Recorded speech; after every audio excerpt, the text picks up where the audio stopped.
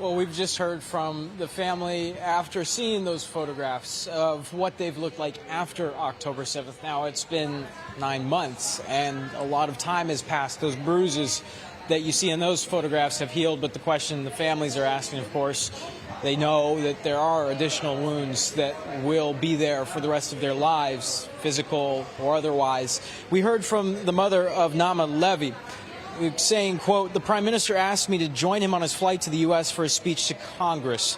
And I explained that I cannot and will not feel comfortable joining him until I see that negotiations regarding my Nama's release are completed."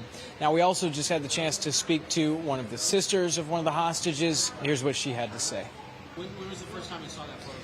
I think we saw it like 1.5 months or 2 months ago, but we only saw this. It is a picture from a video that we saw once. We don't have it, and only now we got the permission to get out only one picture from this video.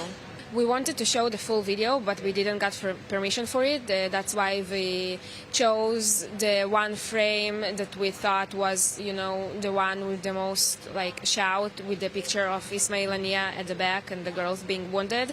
But we can see in the full video more wounds of the girls, and that they're speaking to their captors, that are asking them repeatedly to say their names and where from they were kidnapped. And the girls are bleeding in those videos, but the captors are continuing to ask, "What's your name?" Just, keep on filming their videos. People are afraid that, if our Prime Minister goes to the Congress, a deal won't happen because he's not in Israel, he is not available, or maybe something in his speech won't be, something that can promote the deal to happen. So they say, please, it can happen now before you go, and make your flight, your Congress speech, like a victory speech of our people getting back now. And this, people are very scared now. This won't happen before, and so it won't happen now. And just as a closing note, in some of the images of this press conference, you may see a doll on the table, an infant, a baby doll that was there in front of the families.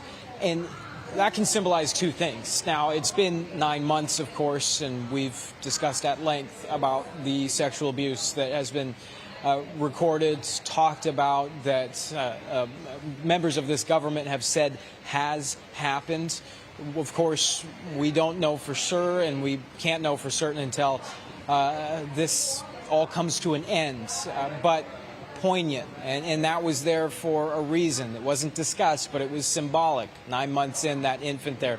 But I was also told, as I asked about it and spoke to another family member, that it has more than one meaning, that doll was placed there as well because one of the mothers said she needs her daughter back reborn, that there needs to be another chance for her daughter, and that was why that doll was there, symbolizing more than one thing. So a very emotional press conference here again tonight, but the takeaway being that more family coming out and saying that this Netanyahu government needs to accept this deal right now, and that they're not willing to participate in some of the activities or meetings with this prime minister until he accepts the deal.